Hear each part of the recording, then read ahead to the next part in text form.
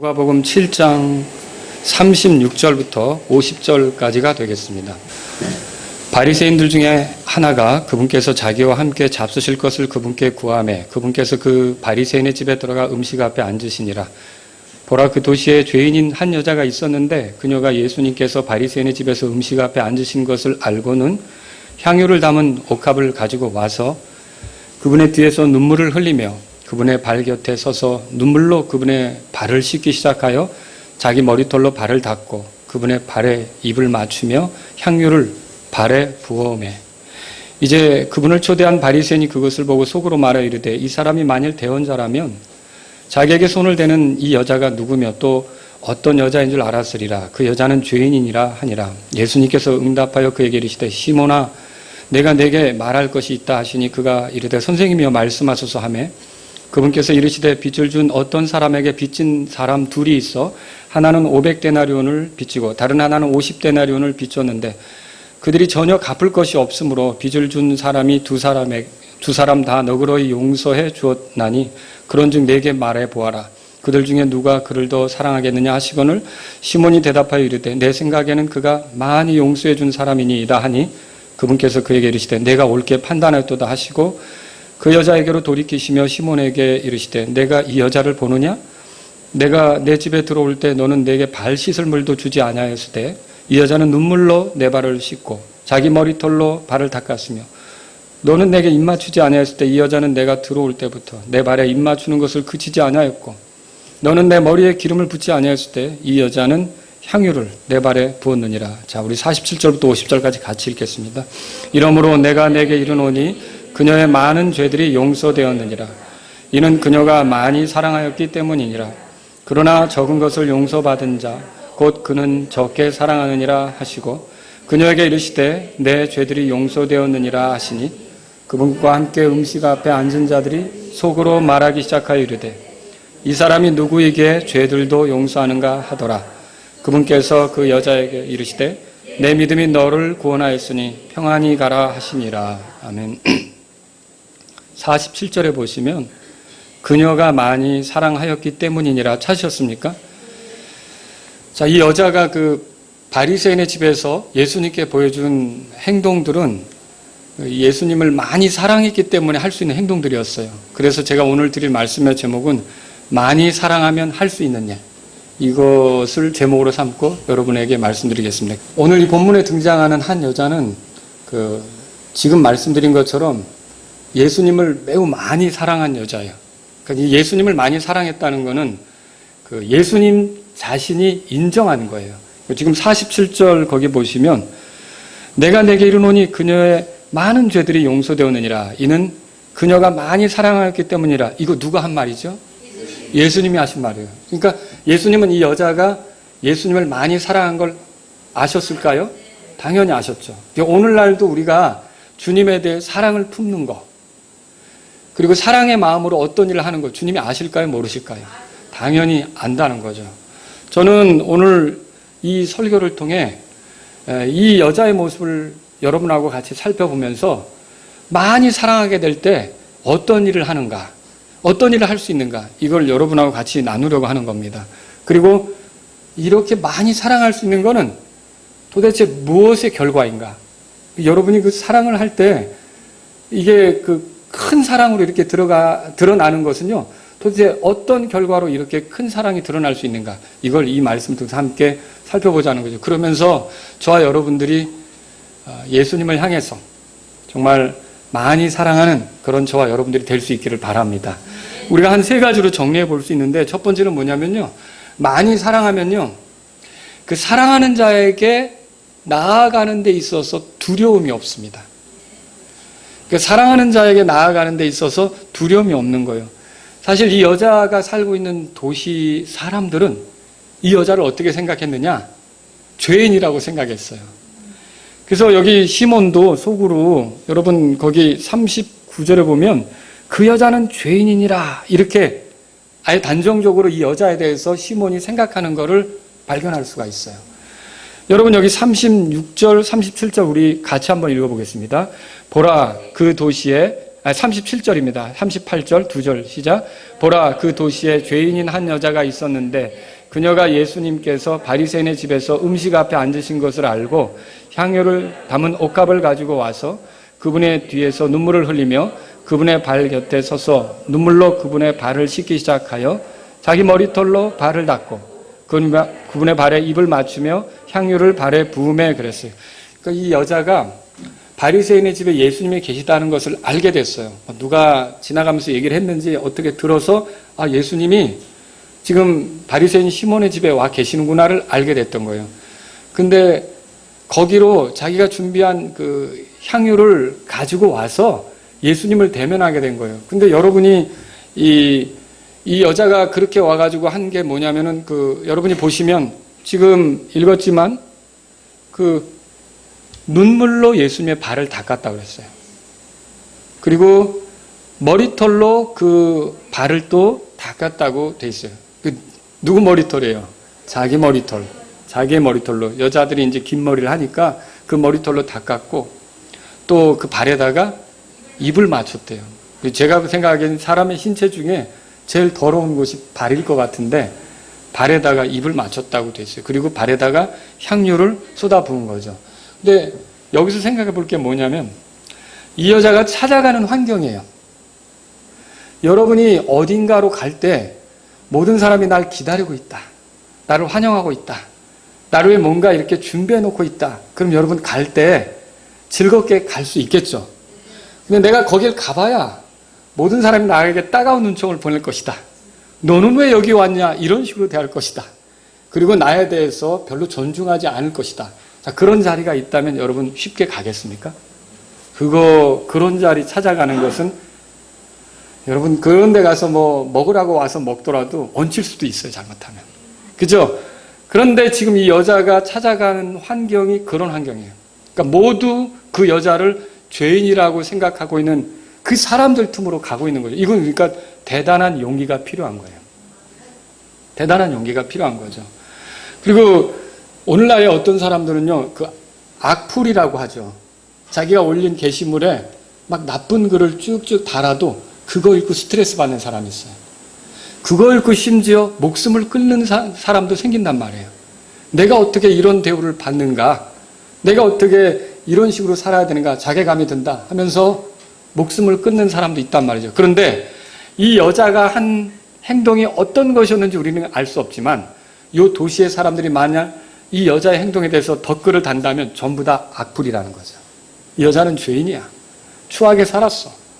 그렇게 살다니. 그리고 어떻게 이런 데로 나타나? 이렇게 할 수밖에 없는 그 여자의 삶이라는 거죠. 그런데 이 여자가 그런 상황 속에서 예수님께 나아가는데, 자, 사람들이 나에게 뭐라고 할까? 이거 중요했습니까? 사람들이 나에게 뭐라고 평가할까? 이거 중요했습니까? 그 여자에게는 누구만 중요한 겁니까? 예수님만 중요한 거예요. 예수님을 사랑했던 거죠. 그러니까 예수님을 사랑하다 보니까 다른 사람이 이 여자에게 뭐라고 말하는지는 그렇게 중요한 것이 아니었어요. 그것에 대하여 두려워 떨면서 예수님께 나아가는데 망설이거나 그럴 필요가 없었던 거죠.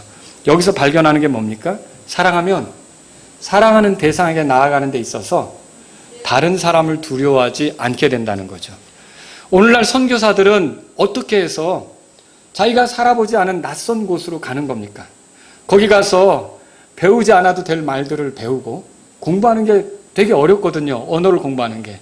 또 배우지 않아도 될 그 사람들의 풍수, 문화 이런 것들을 배우고 실수해가면서 왜 그렇게 하는 겁니까? 자, 거기에 예수님의 마음이 있다고 믿기 때문이에요. 예수님의 관심이 거기에 있다고 믿기 때문이에요. 그 죽어가는 사람들, 그 불쌍한 사람들, 그들을 향해서 예수님이 동정심을 품고 있고 그들이 그대로 멸망하는 걸 원치 않고 그들이 구원받기를 바란다는 예수님의 마음이 거기에 있다는 거, 예수님이 거기에 있다는 거, 이런 생각을 하니까 그들에게 찾아가는 게 하나도 두렵지 않은 거죠. 하나도 이렇게 겁이 나지 않는 거죠. 용기를 내서 이렇게 찾아갈 수 있단 말입니다.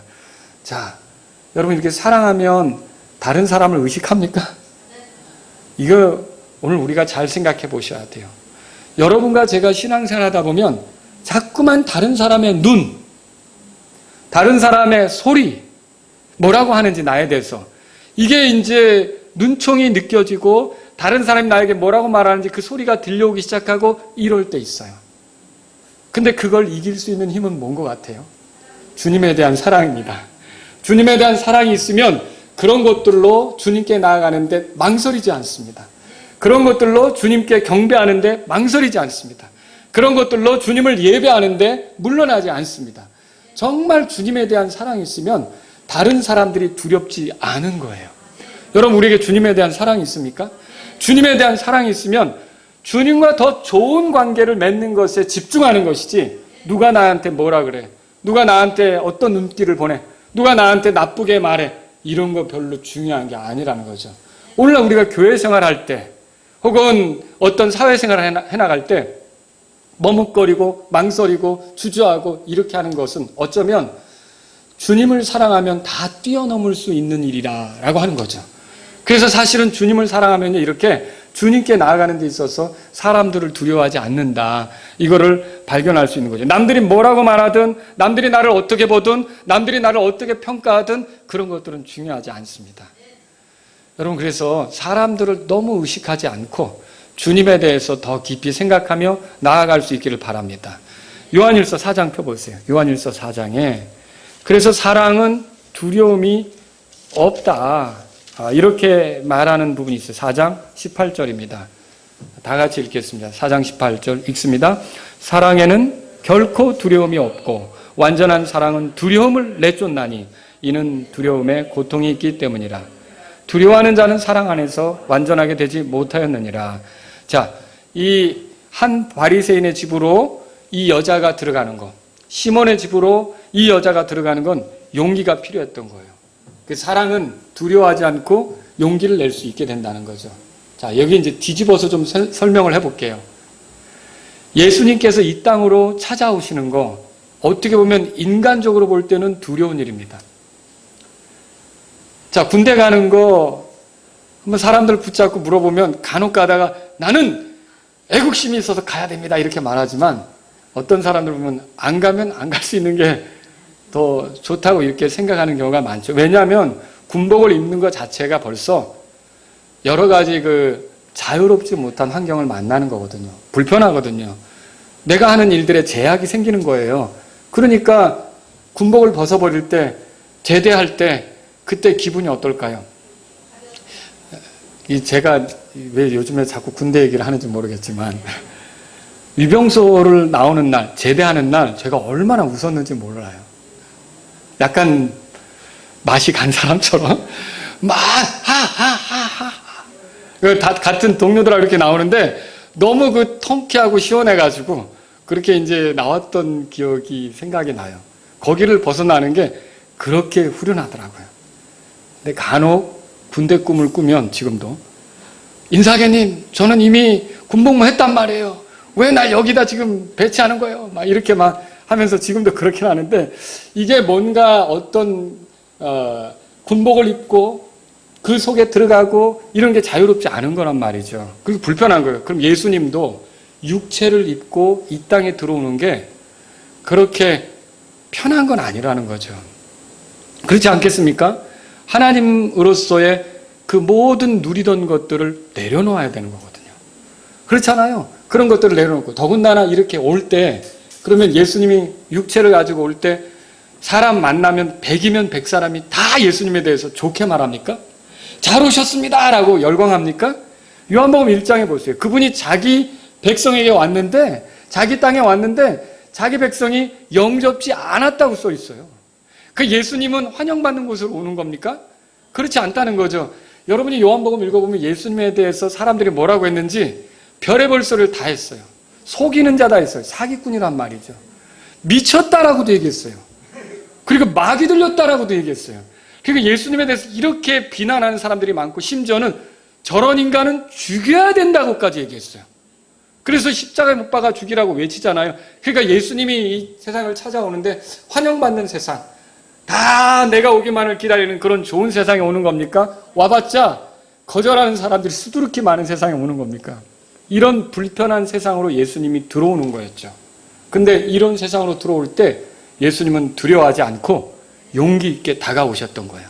사람이 되셨던 거예요. 여러분, 이게 어떻게 해서 가능한 거죠? 사랑 때문이에요. 누구에 대한 사랑입니까? 하나님 아버지에 대한 사랑 때문이고요. 우리에 대한 사랑 때문에 이것이 가능한 거예요. 그러니까 사랑이 있으면 두려워하지 않게 되는 거예요. 우리를 건지려고 했던 사랑, 우리를 세워주려고 했던 사랑, 우리를 살리려고 했던 그 사랑이 있었기 때문에 주님은 우리에게 오는 게 두렵지 않으셨던 거죠. 이걸 보면 우리가 알 수 있는 게 뭐예요? 사랑하면 사람들이 두렵지 않다는 거죠. 여러분, 주님을 사랑하십니까? 예, 그 주님에 대한 사랑이 오늘 이 말씀을 들으면서 새로워지시기 바랍니다. 그녀가 대면하게 될 예수님은요, 바리새인보다 의로우신 분이었어요. 그러니까 예수님에겐 죄가 있어요, 없어요? 없죠. 거룩하시죠. 근데 우리는 그런 경우 있어요. 내가 가서 좀 뭔가를 부탁할 때 쉽게 들어주지 않을 것 같다. 그러면 나갑니까? 아이, 가봐야 소용없어. 이렇게 하고 안 갑니까? 안 갈 때도 있어요. 아이, 그래도 한번 비벼보자 하고 갈 수도 있겠지만 고민을 많이 한단 말이죠. 만일 이 여자가 예수님께 갔는데 예수님의 발에 머리카락을 대고 닦으려고 하니까 뭐 하는 짓이야? 아니, 더러운 여자가 어디 내 몸에 손을 대? 막 이런 식으로 나올 거라고 이 여자가 생각했더라면 예수님께 올 수 있었겠습니까? 올 수 없었죠. 근데 이 여자는 내가 예수님께 나아가더라도 예수님은 거절하지 않으실 거라는 걸 알았던 거예요. 그러니까 대답해 보세요. 예수님에 대한 두려움이 있어요, 없어요?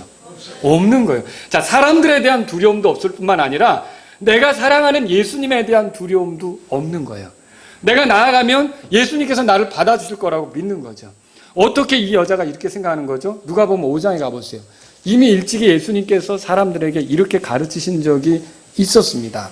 그건 뭐냐면 30절에 그런데 그들의 서기관들과 바리새인들이 그분의 제자들에게 투덜대며 이르되 너희가 어찌하여 세리들과 죄인들과 함께 먹고 마시느냐 그랬어요. 예수님이 세리하고 죄인들하고 같이 먹자, 그걸 비난하면서 투덜거렸다는 거죠. 근데 여기에 대해서 예수님께서 뭐라고 말씀하십니까? 31절을 다 같이 읽겠습니다. 31절 읽겠습니다. 예수님께서 응답하여 그들에게 이르시되 온전한 자들에게는 의사가 필요 없으나 병든 자들에게는 필요하니 나는 다 같이 의로운 자들을 부르러 오지 아니하고 죄인들을 불러 회개하게 하려고 왔노라. 자, 이 말씀을 보세요.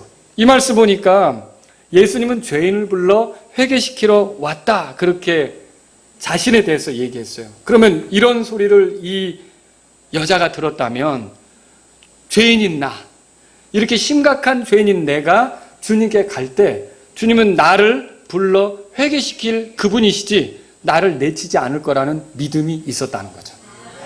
또 자기와 같은 큰 죄인을 구원하시리라는 확신이 있었다는 거죠. 자기와 같은 큰 죄인이 그 예수님을 향해 나아간다면 특히 다른 사람들이 갖는 적대감으로부터도 보호해 주실 거라는 믿음이 있었던 거죠. 다른 사람은 다 손가락질하는데 예수님마저도 같이 그래 저거 끌어내, 어디라고 여기 같이 왔어. 만약 이런 생각이 있다면 예수님께 갈 수 있겠어요? 못 갔겠죠. 그런데 예수님이라면 내가 다른 사람에게 손가락질을 받을 때라도 그렇게 심각한 죄이라도 나를 품어주실 수 있다라는 믿음이 있었던 거예요. 여러분, 그래서 오늘 본문에 보세요. 39절에 돌아가 보시면 39절에 다 같이 읽겠습니다. 이제 그분을 초대한 바리새인이 그것을 보고 속으로 말하여 이르되 이 사람이 만일 대언자라면 자기에게 손을 대는 이 여자가 누구며 또 어떤 여자인 줄 알았으리라. 그 여자는 죄인이니라. 이렇게 죄인이다라고 다른 사람들이 생각하는데 여러분, 예수님은 이 여자를 보호했습니까? 맞다! 끌어내라! 이렇게 했습니까? 보호했던 거예요. 손가락질 받는 죄인도 예수님을 의지해서 나오면 예수님께서는 그 사람을 품어주시고 그를 용서해 주시며 그에게 새로운 삶의 기회를 준다는 걸 이 여자는 알고 있었던 거죠. 자, 이런 것들로 인해 이 여자는 예수님께 나아가는데 두려움이 없었던 거예요. 지금도 혹시 이 설교를 듣고 있는 분들 중에, 이 자리뿐만 아니라 방송으로 이 설교를 듣고 있는 분들 중에 나 같은 죄인이 어떻게 하나님께 나아갈 수 있을까? 나 같은 죄인이 어떻게 예수님하고 가까워질 수 있을까? 그분은 나를 받지 않으실 것이다. 내가 살아온 게 얼마나 심각한데, 나는 큰 죄를 지으며 살아왔기 때문에 주님은 나를 용납하지 못할 거다. 이렇게 생각하는 분이 있다면 그거는 잘못된 생각이라는 걸 알아야 돼요. 그렇게 생각하는 분이 있다면 그런 죄인을 품어주실 수 있는 예수님께 두려움 없이 나오시기 바랍니다. 예수님께서는 그런 죄인을 품어주시며 용서해 주시고 오히려 다른 사람들이 비난할 때 비난하지 못하도록 막아주실 수 있는 분이 된다는 거죠. 로마서 8장 34절에 보면 누가 정죄하리요? 죽으신 분은 그리스도시요 참으로 다시 일어나신 분도 그리스도시니 그분께서는 바로 하나님 오른편에 계시며 또한 우리를 위해 중보하시느니라. 아무도 정죄할 수 없다 그러잖아요. 여러분, 그래서 예수님께 나오는데 두려워하지 않기 바랍니다. 어떤 죄인이라도 예수님은 품어주실 준비를 하고 기다리는 거예요. 손가락질 받는, 남들이 다 이구동성으로 저런 심각한 죄인이 있나 라고 말하는 사람도 예수님께 이렇게 나올 때는 예수님께서 그 사람을 품어주실 수 있다는 것을 이 말씀을 통해서 발견하시기 바랍니다. 이렇게 우리가 배울 수 있는 건 뭐예요? 많이 사랑하면 사랑하는 자에게 나갈 때 두려움이 있어요? 없어요? 두려움이 없다는 것을 알 수 있는 것이죠. 두 번째로 드리고 싶은 말씀이 이겁니다. 많이 사랑하면 사랑하는 자에게 나아가면서 그 사랑하는 자의 가치를 드러내요. 그분이 얼마나 대단한지를 드러내게 되는 거예요. 자, 이 여자가 했던 행동 자체가 예수님께서 얼마나 특별한 분인지를 보여주는 거 아닙니까? 그죠? 그분 앞에 와서 그분의 발에 자기 눈물로 그분의 발을 닦고 자기 머리털로 그분을 씻는데 얼마나 낮춰야 됩니까? 머리털로 씻는다면. 자, 이렇게 씻는 게 아니죠. 그죠? 너 뭘 걸레 갖다가 예수님 발 닦아드린다고 그렇게 하는 게 아니에요. 뭘로 씻는 거예요? 머리털로. 그러면 어때야 돼요? 바싹 엎드려야 되잖아요. 거기다가 입까지 맞춰요. 이 입까지. 그리고 향유를 부어드려요. 예수님의 가치를 얼마나 드러내는 겁니까? 그죠? 사랑한다면요, 이렇게 사랑하는 대상의 가치를 드러내게끔 돼 있다는 거죠. 특히 이 여자는 예수님의 지혜를 드러냈어요. 이 여자의 행동이 계기가 되어서 예수님의 지혜가 드러나게 된 거죠. 오늘 41절, 42절 읽어보세요. 예수님께서 뭐라고 하시는가? 읽어보겠습니다. 그분께서 이르시되 빚을 준 어떤 사람에게 빚진 사람 둘이 있어 하나는 500데나리온을 빚지고 다른 하나는 50데나리온을 빚졌는데 그들이 전혀 갚을 것이 없으므로 빚을 준 사람 두 사람이 다 너그러이 용서해 주었나니 그런즉 내게 말해보아라.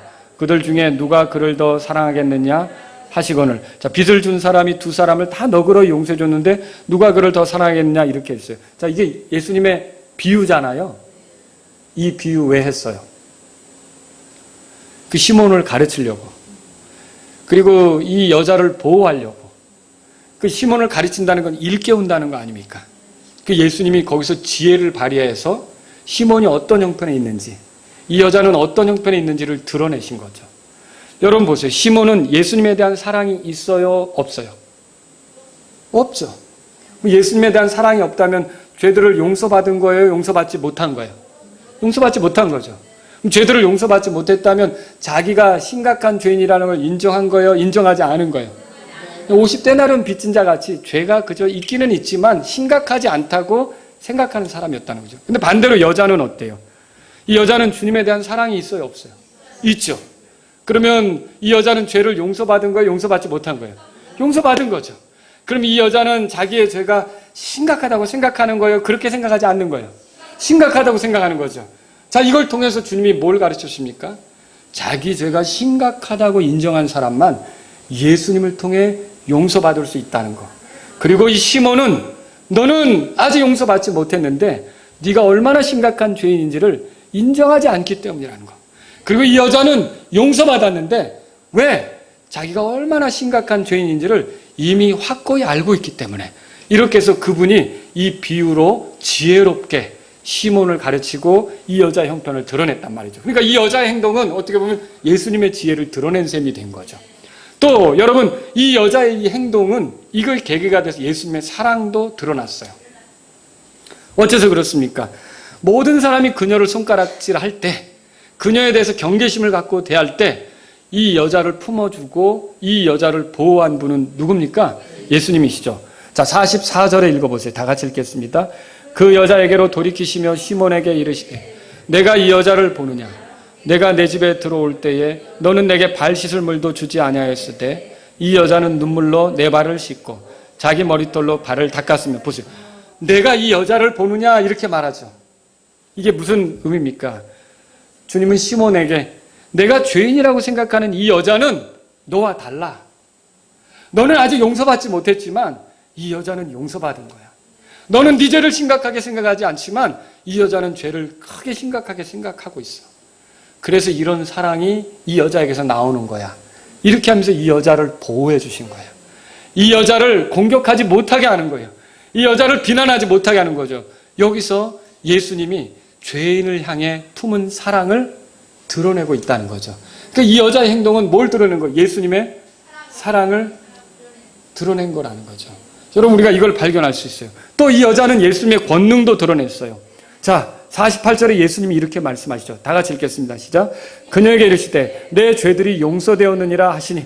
자, 예수님에게 있는 권능 굉장히 많습니다. 근데 우리를 향한 특별한 권능이 하나 있는데 우리의 죄들을 용서해 주시는 권능이에요. 여러분, 이거 믿으십니까?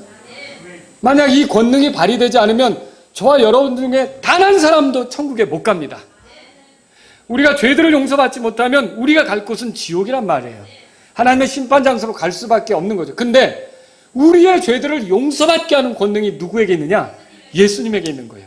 이 권능을 예수님께서 드러내신 거죠. 그래서 이 여자의 죄들이 용서됐다고 선포하시는 거예요. 사람들은 놀랬죠. 그 뒤에 보세요. 49절에 같이 읽겠습니다. 그분과 함께 음식 앞에 앉은 자들이 속으로 말하기 시작하여 이르되 이 사람이 누구에게 죄들도 용서하는 거예요. 누가복음 5장 21절에 보면 오직 하나님 외에 누가 능히 죄들을 용서하겠느냐. 이게 하나님 외에는 죄들을 용서할 수가 없는 거예요. 근데 예수님이 내 죄들을 용서받았느냐 이렇게 선언할 수 있는 건 그분이 누굽니까? 하나님이시라는 뜻이고요. 우리의 구원을 위해 이 땅에 찾아오신 분이라는 걸 드러내고 있는 거죠. 결국 이 여자의 행동은 뭘 드러내는 겁니까? 예수님의 권능. 그분이 우리의 죄들로부터 우리를 건지시는 분이라는 거. 이런 것들을 드러내게 되는 거죠. 여러분, 십자가가 그거 아닙니까? 십자가는 하나님의 지혜를 드러내죠. 그죠? 아무도 십자가에서 일어난 일로 우리를 구원하는 것에 대해서 비난할 수 없어요. 저렇게 심각한 죄인을 어떻게 해서 하늘나라 보내느냐라고 따질 수가 없어요. 왜냐하면 거기서 공정하게 값이 지불됐기 때문에, 공의롭게 우리의 죄값이 지불됐기 때문에. 이 죄값을 누가 지불하셨어요? 예수님이 지불하셨죠. 그러니까 누구도 아니 저렇게 심각하게 죄 가운데 산 사람을 어떻게 하늘나라 보냅니까? 저거 지옥에 들어갈 사람인데 어떻게 하늘나라에 보냅니까? 라고 따질 수가 없어요. 왜냐하면 하나님께서 아주 지혜롭게 자신이 사랑하는 아들 예수 그리스도를 통해 우리의 죄값이 지불되게 하셨기 때문에. 여러분, 우리가 십자가에서는 하나님의 지혜가 드러나는 거예요. 그리고 우리가 더 이상 손가락질 받지 않고 용서받은 자로서 하나님의 보호 속에 살아가도록 하나님의 사랑이 드러나는 것이 십자가란 말이죠. 여러분, 사랑이 뭐예요? 요한일서에 보면 살리는 거라고 기록되어 있어요. 우리를 살리려고 하나님의 아들이 이 땅에 오신 거, 우리를 사랑했기 때문에 그렇게 했다라고 기록되어 있죠. 여러분이 십자가를 통해 저와 여러분이 살아나는 걸 믿습니까? 이건 사랑을, 하나님의 사랑을 드러내는 게 십자가였던 거죠. 또 이게 권능의 자리예요. 십자가가. 어째서 그렇습니까? 어떤 죄인이든지 십자가에 못 박히신 예수님, 죽으셨지만 그 죽음을 이기시고 부활하신 예수님을 믿으면 그 사람은 모든 죄들을 용서받을 수 있게 됩니다. 그 용서받는 권능이 주님으로부터 주어져서 더 이상 정죄받지 않게 되는 거죠. 그러니까 십자가는 이렇게 주님의 지혜와 주님의 사랑과 주님의 권능을 드러내는 거죠. 근데 이 여자가 지금 이 자리에서 보여주는 이 행동도, 주님 앞에 나와서 자기의 사랑을 표현하는 이 행동도 결국은 주님의 지혜와 주님의 사랑과 주님의 권능을 드러내는 것이 되었다는 거죠. 사랑은 이렇게 사랑하는 대상의 가치를 드러내요. 그러면 여러분, 예수님은 우리를 사랑하시잖아요. 우리의 가치를 드러내신다고 믿으십니까?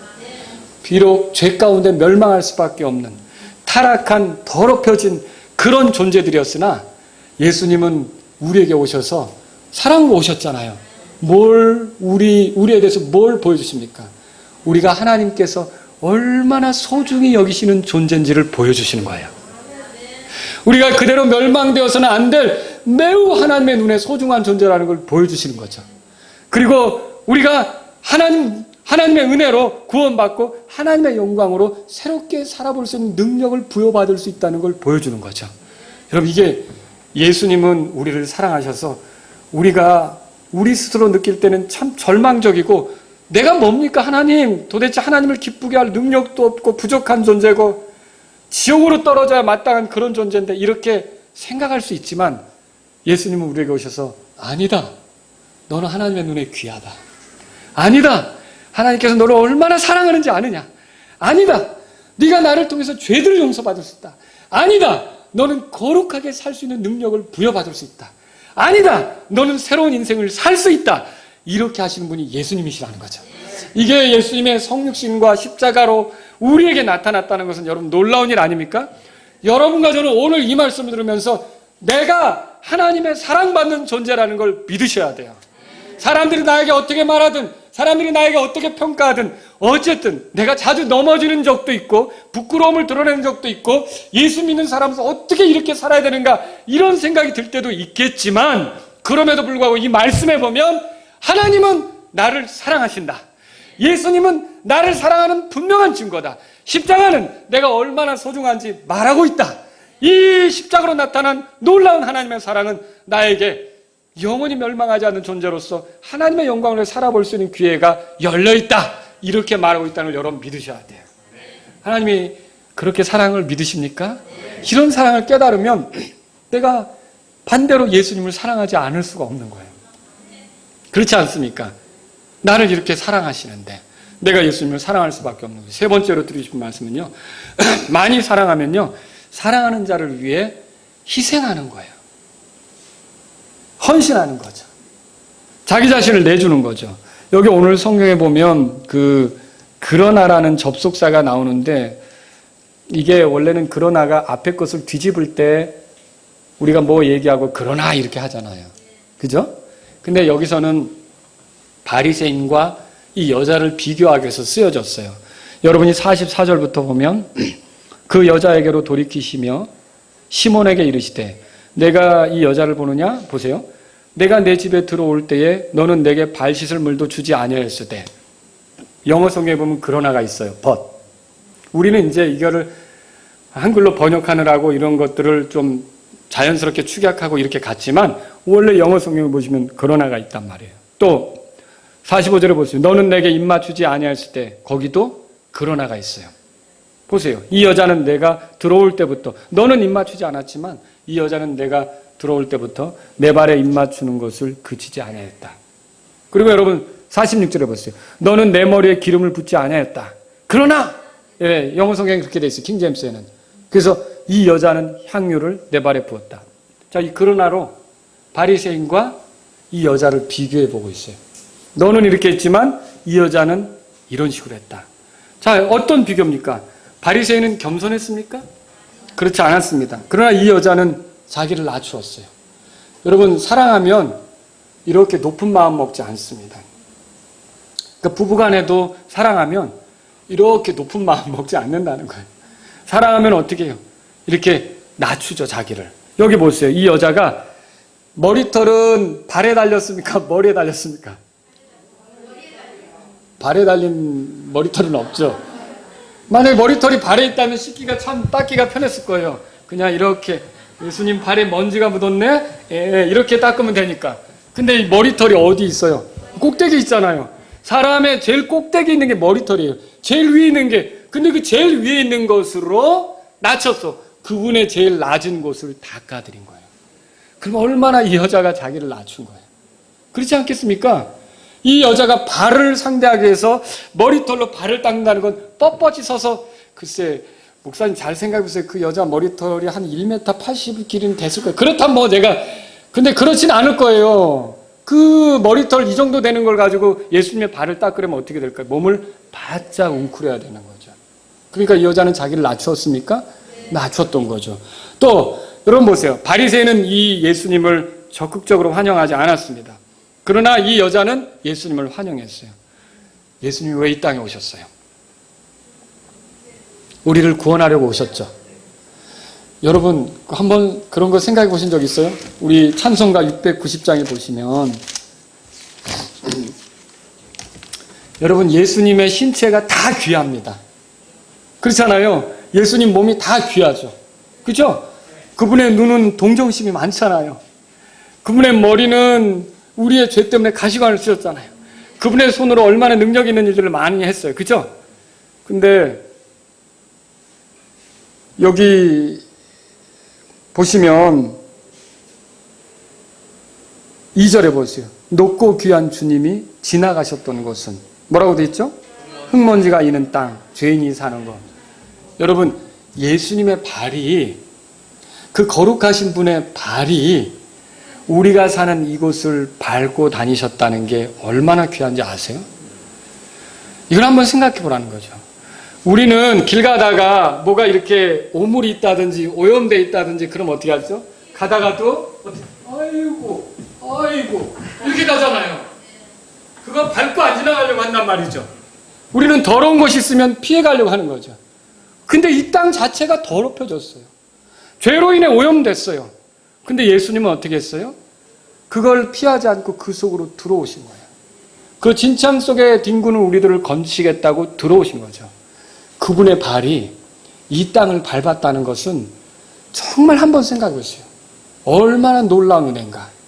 여러분, 그분이 이 땅에 오셔가지고 약간 거리 두고 공중부양하듯이 떠다니면서 이 더러운 것을 내가 어떻게 돼. 야, 너 나서라. 또 공중부양으로 다니면서 너 이리 와라, 내 제자들. 이렇게 했어요? 우리가 사는 땅 똑같이 밟고 다니면서 우리에게 그 발로 찾아오셔서 우리를 안아주고 품어주고 우리를 위해 십자가로까지 그 발로 걸어가시고. 여러분 그 발이 대단하지 않습니까? 이 여자는 그 발이 귀한 발이라는 걸 알았던 거예요. 이 발이, 예수님의 발이 얼마나 대단한 발이라는 걸 알았던 거죠. 그 발이 너무 반가운 거예요.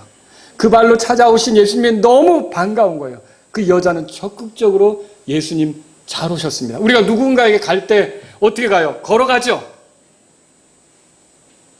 날아가시는 분은 안 계시죠? 걸어가잖아요. 우리 발이 움직여서 가잖아요. 그렇죠? 그 예수님의 발이 우리에게 찾아오셨다는 거, 이게 그 발이 너무 귀하게 느껴진 거죠. 결국 그 발에 이 여자가 환영하는 표시로 자신의 사랑을 표현하는데, 첫째는, 여러분, 유대 땅은 먼지가 많잖아요. 그리고 샌들을 신고 다니잖아요. 발에 먼지가 꼈단 말이에요. 그 발을 닦는데 뭘로 닦아요?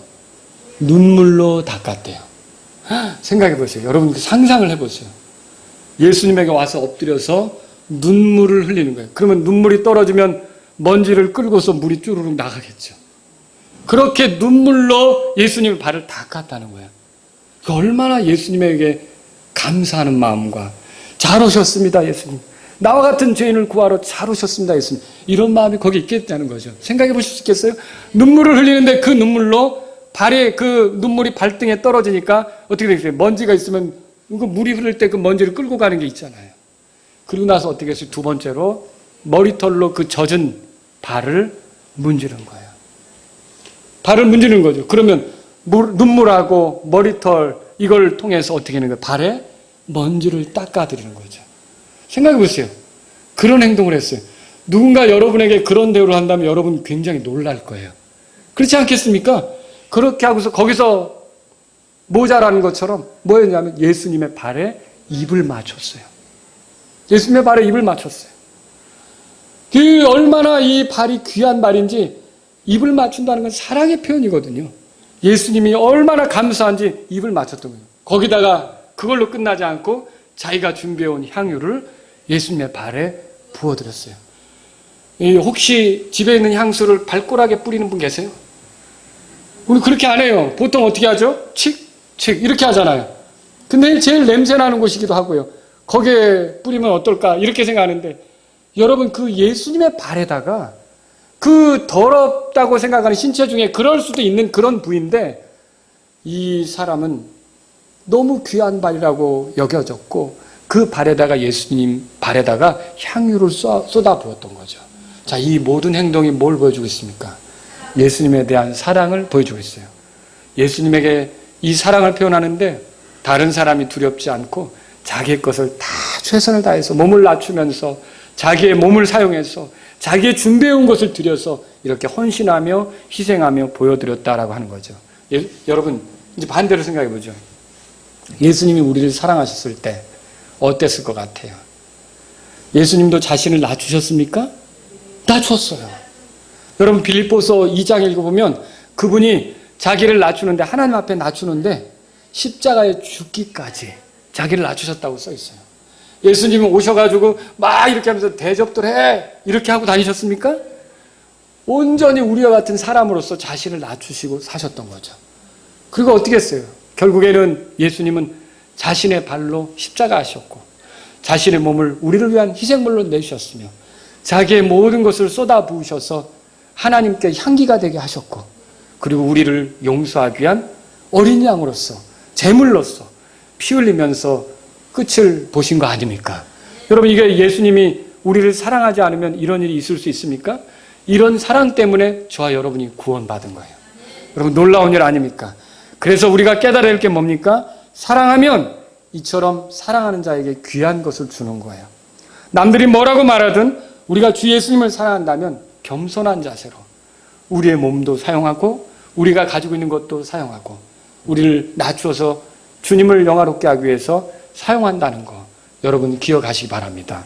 오늘 이 말씀을 통해서 우리가 사랑한다면 사랑하는 대상에게 나아가는 것이 전혀 두렵지 않고, 또 사랑하는 대상의 가치를 드러내게 되며 사랑하는 대상이 정말 얼마나 소중한지 자신의 것을 희생하면서 표현한다는 것을 이 말씀을 통해서 배웠습니다. 그러면 결론적으로 이 여자가 이렇게 사랑하게 된 게 뭐의 결과일까요?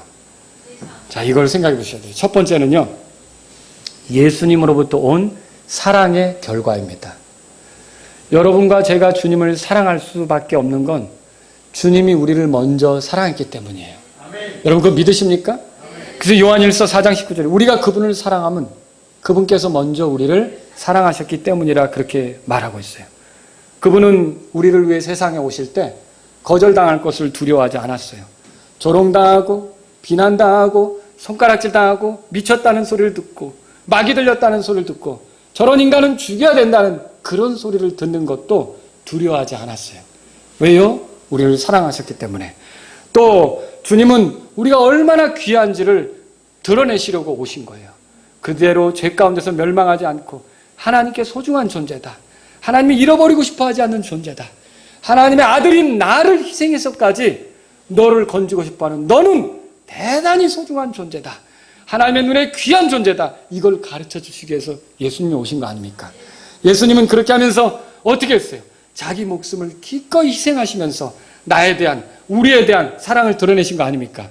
여러분, 이런 사랑을 안다면 우리가 주님을 사랑하는 것은 너무도 당연한 것이죠. 여러분의 사랑이 식어질 때 이 예수님을 생각하란 말이에요. 십자가로 나타난 주님의 사랑을 생각하란 말이죠. 주님이 이 땅에 찾아오신 그 사랑을 곰곰이 묵상해 보라는 거죠. 여러분, 우리가 그분을 사랑할 수밖에 없는 이유, 그분이 먼저 우리를 사랑하셨기 때문입니다. 그분이 우리를 사랑하신 결과로 우리는 그분을 사랑할 수밖에 없다는 거죠. 또 이런 사랑이 어떻게 나타난 겁니까? 예수님에 대한 믿음의 결과로 나타나는 거죠. 예수님을 믿지 않으면 이런 식으로 할 수가 없는 거예요. 근데 생각해 보세요. 예수님이 네 사랑이 너를 구원하였다 이렇게 말했습니까? 아니에요. 내 믿음이 너를 구원하였다 그렇게 했어요. 사랑은 구원받는 조건이 될 수 없는 거예요. 우리는 또 그렇게 사랑할 수도 없고 완벽하게. 그죠? 이 믿음으로 구원받는 거예요. 근데 믿으면 따라오는 게 뭐냐면 사랑이에요. 자연스럽게 따라오는 게 사랑이라는 거죠. 그래서 이 여자는 예수님을 믿었던 거고 그 믿음에 의해서 결국 이런 사랑을 보여줄 수 있었다라고 하는 거죠. 여러분, 예수님께서 내 구주인 것을 믿으십니까? 네. 나의 주님이신 걸 믿으십니까? 네. 그분이 나 때문에 이 세상에 오셨던 것을 믿으십니까? 네. 나를 잃어버리지 않기 위해서 십자가에서 나의 죄 때문에 죽으신 것을 믿으십니까? 네.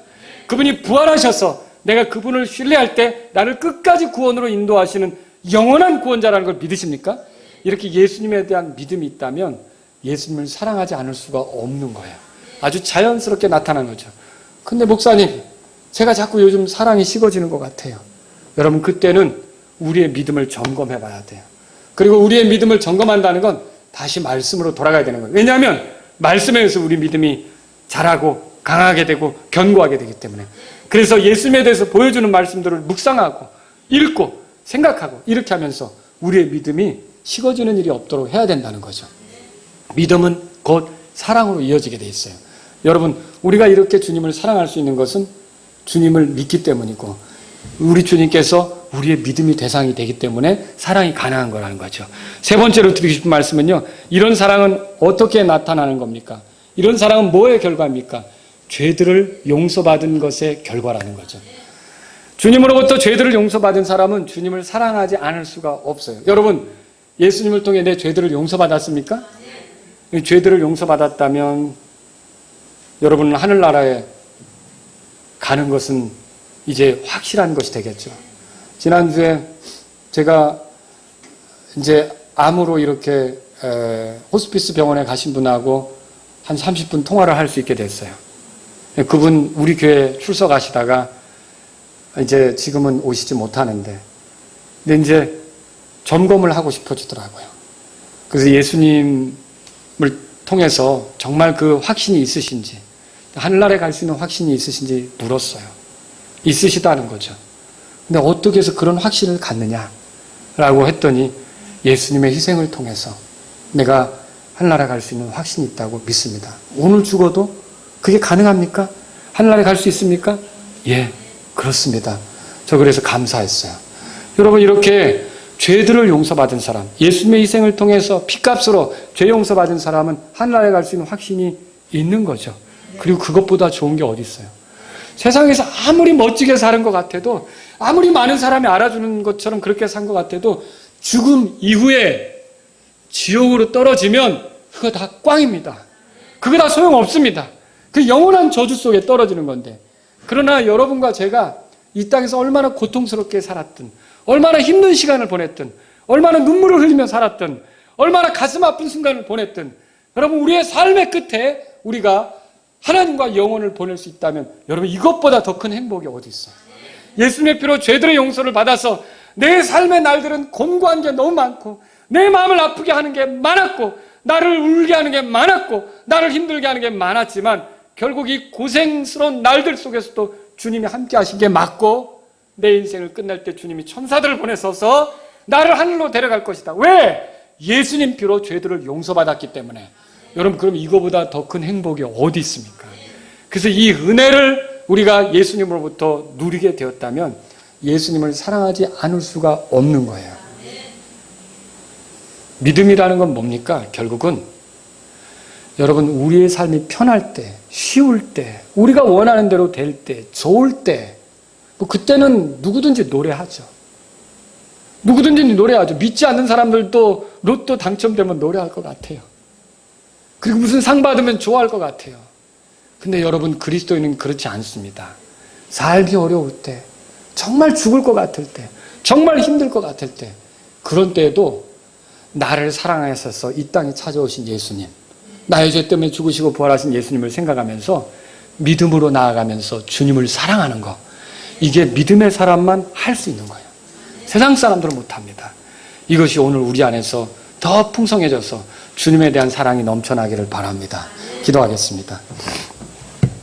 오늘 이 말씀을 들으신 여러분 가운데 주님, 저를 사랑하셔서 이 땅에 이렇게 자신을 낮추시고 찾아오신 거, 저의 가치를 드러내시고 십자가에서 죽으시면서 희생물이 되셔서 저를 건지신 거 너무나 감사합니다. 주님, 저도 주님에 대한 사랑을 표현해드리고 싶습니다. 이런 분이 있다면 기도하십시오. 주님, 오늘 주님의 발을 생각해 보니까 너무 귀합니다. 이 더러운 세상에 자신의 발을 디디면서 우리를 부르시고 우리를 가르치시고 우리에게 복을 주시고자 갈보리로 나아가셨던 그 발을 생각하니 너무 감사합니다. 주님, 저도 주님을 사랑하는 삶을 살기를 원합니다. 이런 분이 있다면 기도하십시오. 삶은 고단하고 쉽지 않지만 저는 주님을 압니다. 주님이 저를 사랑한 걸 압니다. 그래서 저도 변함없이 흔들리지 않고 주님 사랑하길 원합니다. 이런 분이 있다면 기도하십시오.